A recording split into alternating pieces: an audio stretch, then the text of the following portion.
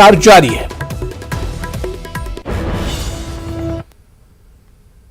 चलिए आगे बढ़ेंगे। राहुल गांधी पंजाब के मानसा में सिद्धू मूसेवाला के आबाई गांव मूसा पहुंचकर सिद्धू के अहले खाना से मुलाकात की और उनका हालचाल जाना।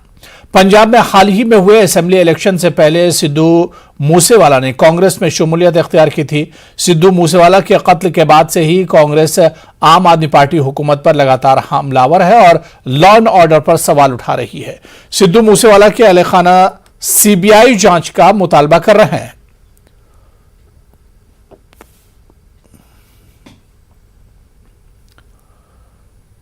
पंजाब में कांग्रेस की कैप्टन अमरिंदर हुकूमत में वजीर जंगलात रहने वाले साधु सिंह धर्मसूद को गिरफ्तार कर लिया गया है। पंजाब विजिलेंस ने यह गिरफ्तारी की है। गिरफ्तार कॉन्ट्रैक्टर ने साबिक वजीर साधु सिंह को रिश्वत देने का इंकशाफ किया। इस मामले में 2 ब्रोकर्स को भी गिरफ्तार किया गया है।